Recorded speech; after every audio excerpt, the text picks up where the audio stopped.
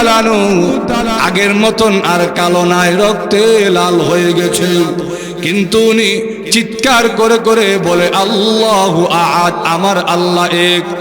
আবু বকর সিদ্দিক রাদিয়াল্লাহু তাআলা আনহু বিলাল রাদিয়াল্লাহু তাআলা আনহুকে ডাক দিয়া বলেন, বিলাল রে, কালকে না ওয়াদা করলে আল্লাহকে আর জোরে জোরে ডাকবে না, এখন দেখি আবার জোরে জোরে ডাকো, ঘটনা কি?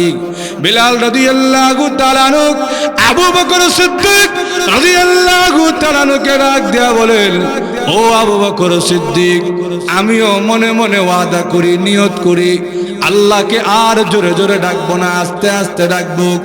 গতকাল আপনার সঙ্গে ওয়াদা করেছি আমার আল্লাহকে আর জোরে জোরে ডাকবো না, কিন্তু আমি কেন ওয়াদা ঠিক রাখতে পারি না জানেননি? আমি কেন আমার আল্লাহকে জোরে জোরে ডাকি কেন জানেননি? ওই বেঈমান কাফেররা যখন আমাকে বেত্রাঘাত করে, আর আমি বিলাল যখন আমার আল্লাহকে আল্লাহু আহাদ বলে ডাক দেই, ওই সময় এত মজা, এত মধুর লাগে, আমি বিলাল আর কাফেরদের নির্যাতনের কষ্টটার পাই না। আল্লাহ রাব্বুল আলামিন নবীজিকে জানা দিয়েছেন, নবীজি বিলালকে কোনো দাম দেয় না, বিলালের কোনো ইজ্জত দেয় না, কোনো সম্মান দেয় না। ওই উমাইয়া ইবনে খালদ, ওকে আমি আল্লাহ বড় সম্পদ দিয়েছি, ধনবান করেছি, তার লাঠির জোর বেশি দিয়েছি, তার ক্ষমতা চেয়ার পদ পদবি বেশি দিয়েছি। ওই ক্ষমতার চেয়ার পাইয়া, ওই পদ পদবি পাইয়া, ওই লাঠির জোর পাইয়া উমাইয়া ইবনে খালদ সহ, আবু জাহেল সহ, আবু লাহাব, উতবা শাইবা, ওয়ালিদ ইবনে মুগীরা সহ কাফেররা মনে করেছে এদের সম্পদ বুঝি কোনোদিন শেষ হবে না, ক্ষমতার দাপট বুঝি কোনোদিন শেষ হবে না। আমার নবীজি ওই কাফেরদেরকে জানায়া দেন, ওই কাফেরদের ধন সম্পদের দিকে আমি আল্লাহ তাকাই না, আমি আল্লাহ চামড়ার কালারের দিকে তাকাই না, আমি আল্লাহ মানুষের পদ পদবি চেয়ারের দিকে তাকাই না। বিলাল যদিও দেখতে কালো, বিলালের যদিও ধন সম্পদ নাই, বিলালের যদিও চেয়ার পদ পদবি নাই, আরেকজনের গোলাম, কিন্তু বিলালের অন্তরে ঈমান থাকার কারণে, বিলালের অন্তরে আমি আল্লাহর ভয় থাকার কারণে, কালো বিলালের অন্তরে আপনি বিশ্ব নবীর মহব্বত থাকার কারণে, বিলাল যদিও দেখতে কালো, ওই কাফেরদের চাইতে হযরত বিলালের ইজ্জত সম্মান আমি মহান আল্লাহর কাছে কোটি কোটি গুণ বেশি। ভাইরা আমার, লক্ষ্য করে দেখুন, যেই বিষয়টা আপনাদেরকে আমি বুঝাইতে চাই, আল্লাহর নবী বিশ্ব নবী রাহমাতুল লিল আলামিন হযরতে বিলাল রাদিয়াল্লাহু তাআলা আনহুকে বুঝাইয়া দিয়েছেন, ও বিলাল, তোমাকে মারে কোনো দাম দেয় না, কোনো ইজ্জত দেয় না, কোনো সম্মান দেয় না, কিন্তু তুমি বিলালের অন্তরে যে ঈমান রয়েছে, ওই ঈমানের কত দাম আর কত সম্মান জানোনি? মেরাজের রজনীতে আমি বিশ্ব নবী যখন জান্নাত ভ্রমণ করতে গেলাম, জান্নাত যখন ভ্রমণ করতে গেলাম, এমনি তাকায় দেখি জান্নাতের ভিতর থেকে কার যেন পায়ের জুতার খসখস আওয়াজ শোনা যায়। জিবরাইলকে ডাক দিয়ে বললাম, জিবরাইল, আপনি না বলেছিলেন আমি বিশ্ব নবীর আগে কেউ জান্নাতে প্রবেশ করবে না? এখন তো দেখি মনে হয় আমার আগে কেউ জান্নাতে প্রবেশ করেছে, আর না হলে তো জান্নাতের ভিতর থেকে পায়ের জুতার আওয়াজ আসার কথা না, মনে হয় আমার আগে কেউ জান্নাতে প্রবেশ করেছে। জিবরাইল আলাইহিস সালাম আল্লাহ নবীকে ডেকে বলেন, আগো নবীজি, ফাল জান্নাতু লা ইয়াদখুলুহা ক্বাবলা মুহাম্মাদিন আহাদুন। আল্লাহ রাব্বুল আলামিন যেই বালাখানা তৈরি করেছেন, যেই মেহমানখানা তৈরি করেছেন, যেই জান্নাত তৈরি করেছেন, ওই জান্নাত আপনি বিশ্ব নবীকে দিয়া উদ্বোধন করাবেন। আপনার আগে কেউ জান্নাতে যেতে পারে না, আল্লাহ রাব্বুল আলামিন কাউকে দিবেন না, কিন্তু জান্নাতের ভিতর থেকে যে পায়ের জুতার আওয়াজ আসে, ওই জুতার আওয়াজ কার জানেন বুঝেননি? ওই জুতার আওয়াজ হলো আপনার কালো সাহাবী বিলালের। বিলালের এত ইজ্জত আর এত সম্মান, বিলাল হাটে মদিনার অলিগলিতে, বিলালের পায়ের জুতার আওয়াজ শোনা যায় জান্নাতে। ভাইরা আমার, নবীজি বলছে তোমার সম্পদ কত বেশি, তোমার চামড়ার কালার কত সুন্দর, এটা আল্লাহ দেখেন না। ইন্নাল্লাহা লা ইয়ানজুরু ইলা সুওয়ারিকুম ওয়া আমওয়ালিকুম, আল্লাহ তোমার চেহারা দেখেন না, তোমার আকৃতি দেখেন না, আল্লাহ তোমার সম্পদের দিকে তাকান না। ওয়ালাকিন ইয়ানজুরু ইলা কুলুবিকুম ওয়া আমালিকুম, আল্লাহ তোমার অন্তরের দিকে তাকান। তোমার অন্তর যদি সুন্দর হয়, তোমার অন্তরে যদি ঈমান থাকে, তোমার অন্তরে যদি আল্লাহর ভয় থাকে, দেখতে তুমি কালো হতে পারো, দেখতে তোমার কোনো সুন্দর না থাকতে পারে, তোমার দুনিয়াবি কোনো চেয়ার পদ পদবি না থাকতে পারে, তোমার দুনিয়াবি সম্পদ না থাকতে পারে। আল্লাহ বলেন ওয়াল্লাযীনা তাকাউ ফাওকাহুম ইয়াউমাল কিয়ামা, কিয়ামতের দিন আমি আল্লাহ তোমাকে সুউচ্চ মর্যাদার আসনে বসাবো। বিলাল রাদিয়াল্লাহু তাআলা লক্ষ্য করে দেখে, মক্কা বিজয়ের পরে নবীজি বিলাল রাদিয়াল্লাহু তাআলা কে বলেন, বিলাল যাও কাবা ঘরের ছাদে দাঁড়াইয়া আজান দেও। বিলাল রাদিয়াল্লাহু তাআলা কাবা ঘরের দিকে রওনা করছেন। মক্কার কাফেররা তাদের দুই হাত দিয়া দুই চোখ ঢেকে ফেলছে যেন কিছু না দেখা যায়। আর নিজের মরা বাবা মরা দাদা এদেরকে ডাকা আরম্ভ করছে, আব্বা ও দাদা আপনারা ময়রা বাচ্চেন আর আমরা বাচ্চা মরছি। বলে কেমনে? যেই কালো গোলাম বিলালটাকে কাবাগরের দেওয়ালের কাছে আসতে দেই নাই, আজকে দেখে মুহাম্মদ ওই গোলামটারে কাবাগরের ছাদে নিয়ে উঠেছে। এমন দৃশ্য আপনাদের দেখতে হয় নাই, এই জন্য আপনারা ময়রা বাচ্চেন, আর আমাদের দেখতে হয়েছে এই জন্য আমরা বাচ্চা মরছি। নবীজি রেডি হয়েছেন না, এদের কথা শোনা যায় না। আমার বিলালকে এমন কোন নির্যাতন নাই করে নাই, আবার মুখ দিয়েও অকথ্য ভাষায় গালিগালাজ করবে, সহ্য করা যায় না। নবীজি জবাব দেওয়ার জন্য রেডি হয়েছেন। আল্লাহ বলেন হুজুর আপনাকে জবাব দিতে হবে না, বিলাল আমি আল্লাহর প্রিয় বান্দা, বিলালের পক্ষে জবাব দিব স্বয়ং আমি আল্লাহ নিজে। কোরআনের আয়াত নাজিল করে দিয়েছে। মুত্তাকি যে হয়, সচ্চা ইমানদার যে হয়, যুগে যুগে এটা প্রমাণিত। ওই লোকের ইজ্জত সম্মান হেফাজত করার জন্য, ওই লোকটা যে মুত্তাকি এটা বুঝাইবার জন্য আল্লাহ দুনিয়াতেই প্রমাণ পেশ করে দেয়। বলেন ঠিক না? একটা উদাহরণ দিব, আপনাদের অসুবিধা হচ্ছে। হযরত আবু বকর সিদ্দিক রাদিয়াল্লাহু তাআলা উনি কেমন বড় মুত্তাকি, শুরুতে বলছি উনি যে মুত্তাকি ওয়াসায়ুজান্নাবুহাল আতকা, উনি যে সবচাইতে বড় মুত্তাকি, আল্লাহকে সবচাইতে বেশি ভয় করে, এই সার্টিফিকেট আল্লাহ দুনিয়াতে কোরআনেই দিয়ে দিয়েছেন। আম্মা জান আয়েশা সিদ্দিকা রাদিয়াল্লাহু তাআলা না একদিন নবীজিরে গিয়া বলেন, স্বামী স্ত্রী অনেক সময় এমন এমন অনেক কথা বলে যেই কথা আবার অন্যের কাছে বলা যায় না। বলেন ঠিক না? এটা এমন কোনো প্রাইভেট কথা না, কিন্তু অনেক সময় দেখা যায় কোষ গল্প করতে করতে এমন অনেক কথা বউ জামাইরে জিগায়, জামাই বউরে জিগায়, যেই কথাটা বন্ধুরে জিগায় না, যেই কথাটা ভাইরে জিগায় না, যেই কথাটা বাবারে জিগায় না, কিন্তু দেখা যায় জামাই বউ এক লোকে চা খাইতে বলে নানান জাতের কথা এসে উঠে। ঘুমায় গেছেন নাকি আল্লাহ জানে। আম্মা জান আয়েশা সিদ্দিকা রাদিয়াল্লাহু তাআলা উনিও নবীজিরে যখন পাইতেন এত খুশি হইতেন, আর এমনিও তো বয়স কম, দেখতে শুনতে তো এমনিও কম ছোট, তো উনি যখন নবীজিকে পাইতেন এত খুশি হইতেন, নানান জাতের কথা, যেই কথাগুলো নবীজির অন্যান্য স্ত্রী আমাদের অন্যান্য আম্মাজানরা বলতেন না, কিন্তু আম্মাজান আয়েশা এমন অনেক কথা নবীজির সামনে তুলতেন, নবীজিও এই জন্য মনে মনে খুশি হইতেন। সময়টা ভালো কাটতো। একদিন জিজ্ঞেস করে, হুজুর ওই যে আকাশের তারকা দেখছেন? বলে হ্যাঁ।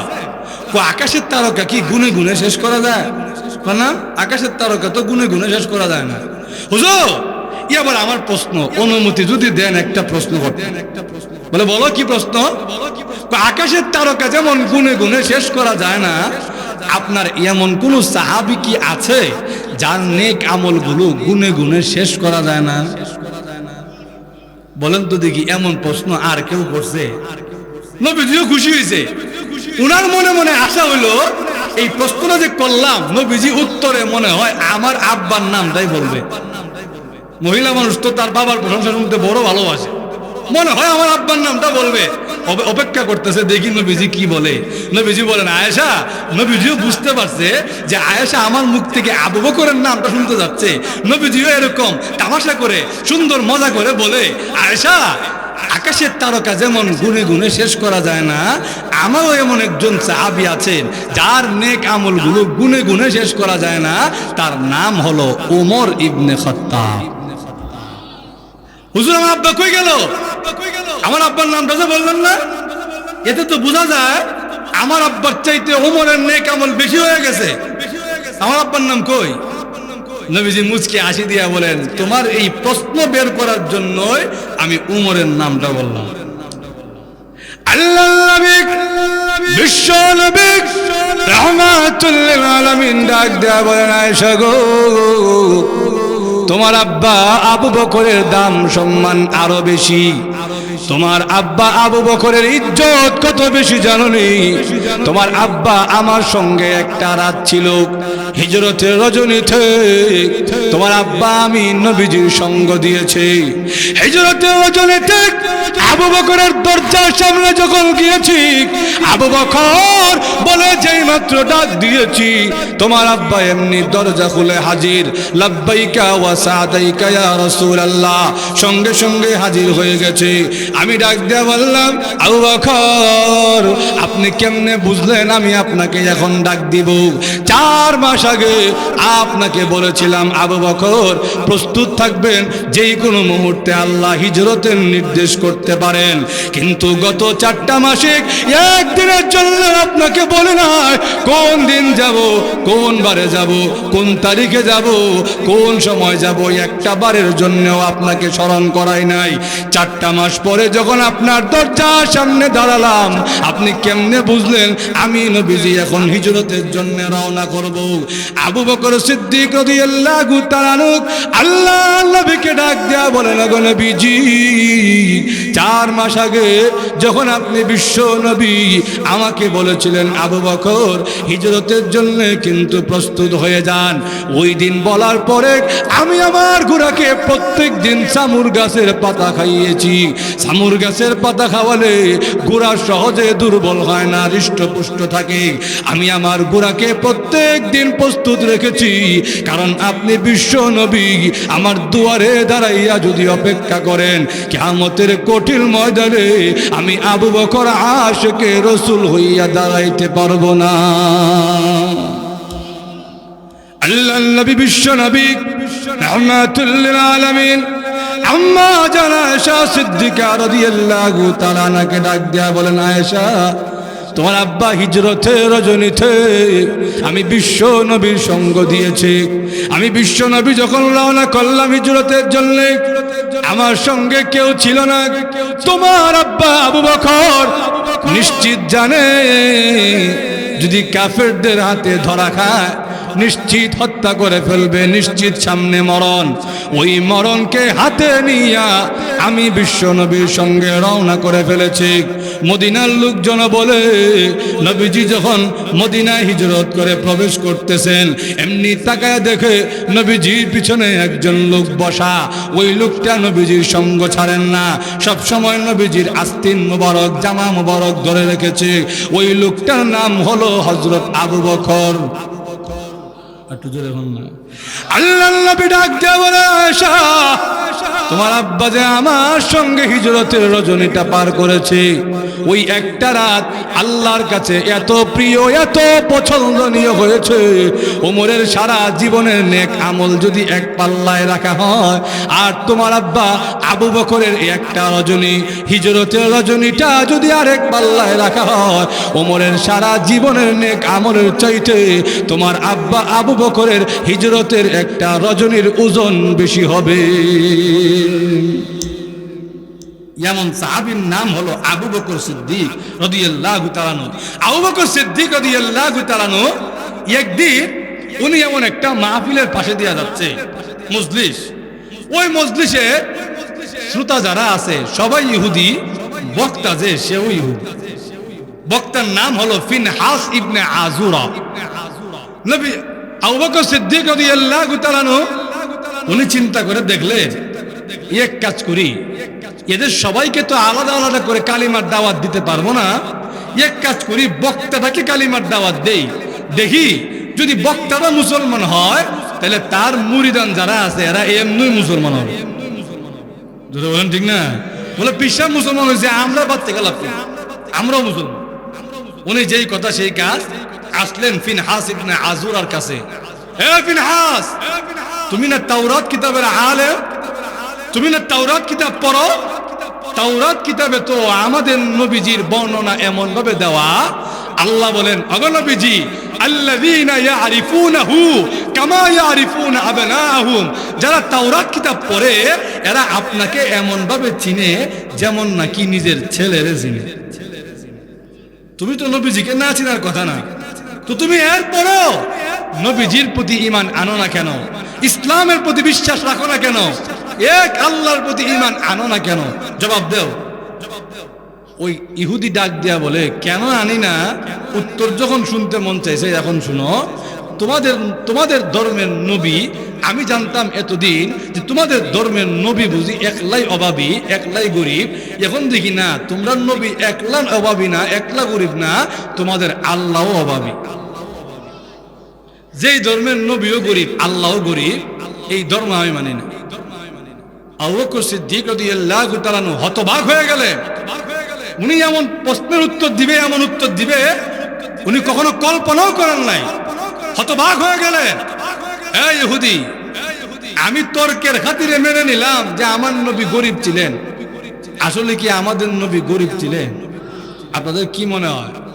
যেই নবীর আঙ্গুলের ইশারায় ওয়াংশাক্কাল কামার, চন্দ্র দ্বিখণ্ডিত হয়ে যায়, ওই রসুল গরিব হইতে পারে না। ধরে নিলাম তর্কের খাতিরে আমার নবী গরিব ছিলেন, তো আমার আল্লাহ গরিব কেমনে? তুই যে বললি আল্লাহ গরিব, আল্লাহ গরিব কেমনে? ইহুদি উঠটা বলে, আল্লাহ কিভাবে গরিব তোমাকে বুঝাইয়া দিই। কয়েকদিন আগে তোমাদের নবীজির উপরে কোরআনের আয়াত নাযিল হইছে, মান যাল্লাযী ইউকরিদুল্লাহ কারদান হাসানা, কে আছো আল্লাহকে উত্তম ঋণ দিবে, উত্তম কর্জা দিবে। তো কর্জা আর ঋণ তো ওই লোকই চায় যার পকেটে টাকা নাই। যেটা বলুন ঠিক না? তোমার আল্লাহ যে ঋণ চাইলো, তোমার আল্লাহ যে উত্তম কর্জা চাইলো, তোমার আল্লাহ যে কর্জে হাসান চাইলো, এতে বুঝলাম, এতদিন জানতাম তোমার নবী একলা অভাবী, এখন দেখি তোমার আল্লাহ অভাবী। আবু বকর সিদ্দিক রাদিয়াল্লাহু তাআলা আনহু দেখতে শুনতে নরম মানুষ, কিন্তু মুসলমানদের স্বভাব হবে এমন, মুসলমানদের চরিত্র হবে এমন, মুসলমান নিজেদের মধ্যে হবে কোমল, কিন্তু কাফেরদের বেলায় যেখানে আমার আল্লাহকে গালি দেওয়া হয়, যেখানে আমার নবীকে অবমাননা করা হয়, কোন মুসলমান খাঁটি ইমানদার হইলে ওই মুসলমান সহ্য করতে পারে না। মুসলমান আঘাত করবে, মুসলমান জবাব দেবে।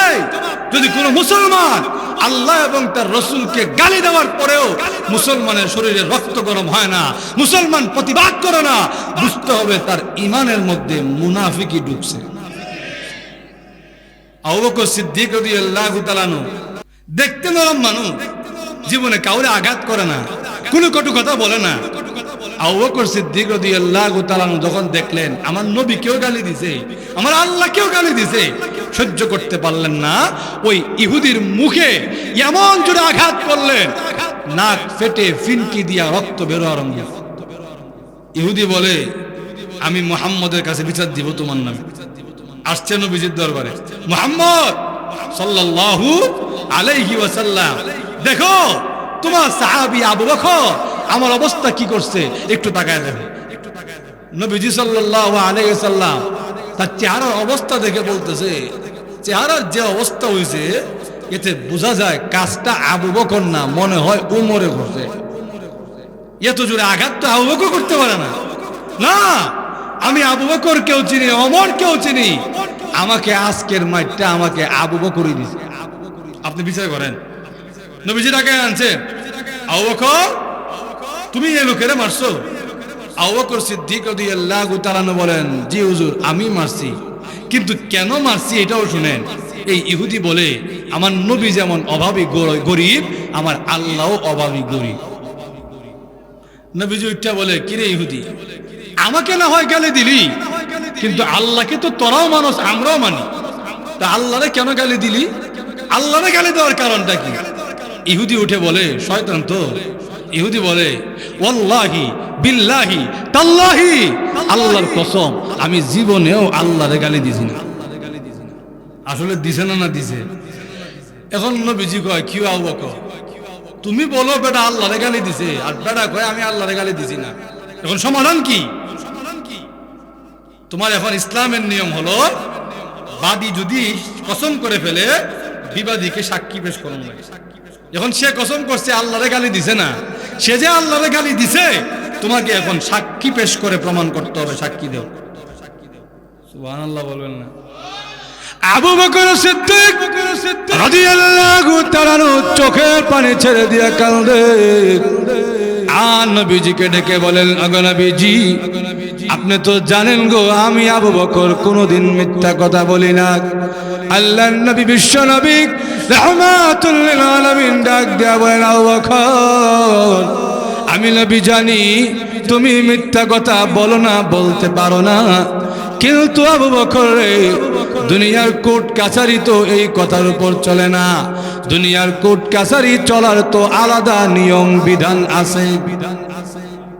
বলেন ঠিক না? কোন আসামি যদি কাঠগড়ায় দাঁড়ায় বলে, আল্লাহর কসম, আল্লাহ সাক্ষী আমি এই কাজ করছি না, আপনাদের কি ধারণা জজ সাহেব তার কথা মানবে? তো আরো জোরে বলেন। আবু বকর সিদ্দিক রাদিয়াল্লাহু তাআলা আল্লাহর নবীকে ডাক দিয়া বলেন, আগো নবীজি, ওই ইহুদিরা আমি আবু বকরকে কত গালি দিয়েছে, আমি কোনো জবাব দেই নাই। আমার কলিজার টুকরা সন্তান আয়েশার উপরে জিনার অপবাদ দিয়েছে, কিন্তু আমি আবু বকর তাও কোনো প্রতিবাদ করি নাই, ধৈর্য ধারণ করেছি। কিন্তু আমি আবু বকর আল্লাহ এবং তার রাসূলকে গালি দিয়েছে, এই বেয়াদবকে আমি আবু বকর বরদাস্ত করতে পারি নাই, আঘাত করেছি।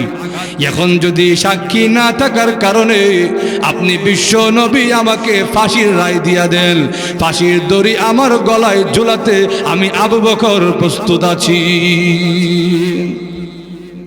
আল্লাহ নবী, বিশ্ব নবী রাহমাতুল লিল আলামিন রেডি হয়ে গেছেন, আবু বকরের বিরুদ্ধে রায় দিয়া দিবেন। নবীজি রেডি হয়ে গেছেন, এমনি তাকায় দেখে আসমান থেকে জিবরাইল আসার আগমনের আওয়াজ শোনা যায়।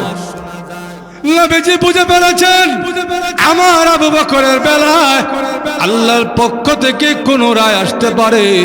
নবীজি সাহাবীদেরকে বললেন, সাহাবীরা রে, তোমরা সকলেই অপেক্ষা করো, জিবরাইল যেহেতু আসতেছে, মনে হয় আমার আবু বকরের বেলায় আল্লাহর পক্ষ থেকে কোন রায় আসবে, তোমরা অপেক্ষা করো।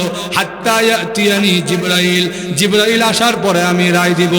জিবরাইল আলাইহিস সালাম নবীজির কাছে এসে বলেন, নবীজি, আবু বকরের বিরুদ্ধে রায় দেওয়ার আগে কোরআনের আয়াত শুনুন, এর পরে রায় দিবেন। আল্লাহ রাব্বুল আলামিন কোরআনের আয়াত নাজিল করে দিয়েছেন, লাকাদ সামিআ আল্লাহু কাওলাল্লাযীনা ক্বালু ইন্নাল্লাহা ফাকীর ওয়া নাহনু আগনিয়া। আল্লাহ রাব্বুল আলামিন নবীজিকে ডাক দিয়া বললেন, নবীজি, আমার আবু বকরের পক্ষে সাক্ষী না থাকার কারণে আপনি বিশ্ব নবী আমার আবু বকরের বিরুদ্ধে রায় দেওয়ার জন্য প্রস্তুত হয়ে গেছেন। আগো নবীজি, আবু বকর মুত্তাকি বান্দা, আবু বকর আমি আল্লাহর প্রিয় বান্দা, আবু বকর ইমানদার বান্দা, আবু বকরের ইজ্জত সম্মান নষ্ট হবে, আমি আল্লাহ বরদাস্ত করতে পারবো না। ইহুদির সামনে আমার আবু বকর লাঞ্ছিত হবে, আমি আল্লাহ বরদাস্ত করতে পারবো না। আমার আবু বকরের দুনিয়ার কোনো সাক্ষী না থাকতে পারে গো, আমি স্বয়ং মহান আল্লাহ আমার আবু বকরের পক্ষে সাক্ষী দিয়া দিলাম। আল্লাহ কোরআনের আয়াত নাজিল করে বলেন, লাকাদ সামিআ আল্লাহ, নিশ্চয় নিশ্চয় নিশ্চয় আল্লাহ শুনেছেন, কাউলাল্লাযিনা, তাদের কথা, ক্বালু, যারা বলেছে, ইন্নাল্লাহা ফাকির, নিঃসন্দেহে আল্লাহ হলো গরীব, ওয়া নাহনু আগনিয়া, আর আমরা হইলাম ধনী। আল্লাহ কোরআনের আয়াত নাজিল করে বলেন, কেউ না শুনলেও আমি আল্লাহ শুনছি, এখন আপনি বিচার করেন। নবীজি আবার ডাক দেয়া বলে, কিরে ইহুদি, তুই না বলছিলি তুই আল্লাহরে গালি দিস না, এখন তো আল্লাহ নিজে বলতেছে যে আল্লাহ শুনছে, তুই গালি দিস। ইহুদি বলে, আমি কি আর বুঝছি আল্লাহ কোরআনের আয়াত নাজিল করে ফেলবে। নবীজি, আবু বকরের ইজ্জত সম্মান আমার কাছে বেশি, হোক আবু বকর দুর্বল, হোক আবু বকর গরীব, হোক বিলাল রাদিয়াল্লাহু তাআলা কালো, হোক আম্মার ইবনে ইয়াসির রাদিয়াল্লাহু তাআলা কালো, হোক সুহাইব রাদিয়াল্লাহু তাআলা দুর্বল, হোক অসহায় গরীব, কিন্তু ভিতরে ঈমান আছে, ভিতরে তাকওয়া আছে। ঈমানদার আর তাকওয়া, ঈমান আর তাকওয়া, এই দুইটা বস্তু যে তার অন্তরে রাখতে পারবে, ওই অন্তর যার হবে, ওই অন্তরওয়ালা মানুষটার ইজ্জত সম্মান আমি আল্লাহর কাছে কোটি কোটি গুণ বেশি। ভাইরা আমার, এই জন্য এই কথাটাই আপনাদেরকে বুঝাইতে চাইলাম। মনে রাখবেন, আল্লাহ রাব্বুল আলামিন আমাদের মতো করে সম্মান দেন না। আমরা তো চামড়ার কালার সুন্দর না হইলে এই বেটার ইজ্জত দিতে চাই, আমরা তো চেয়ার পদ পদবি না থাকলে এই লোকের সম্মান নাই। আমাদের তো এমন অবস্থা, ধন সম্পদ যার যত বেশি তার ইজ্জত তত বেশি। আল্লাহ বলেন, না, আমার কাছে ইজ্জত পাওয়ার সিস্টেম হলো ইন্না আকরামাকুম ইনদাল্লাহি আতকাকুম, সবচাইতে বড় মুত্তাকি যে সবচেয়ে বেশি সম্মানী সে। এই জন্য রাজি আছেন না ইনশাআল্লাহ? দুইটা বস্তু, ঈমান, তাকওয়া, এই দুইটা বস্তু অন্তরে ধারণ করতে পারলে ইজ্জত সম্মান বাড়ায়া দিবে কে? দুনিয়া এবং আখিরাতে মুক্তি দিবে কে? আল্লাহ আমাদেরকে কবুল আর মঞ্জুর করুক। সকলেই বলেন আমিন। ওয়া আখিরু দাওয়ানা আনিল হামদুলিল্লাহি রাব্বিল আলামিন।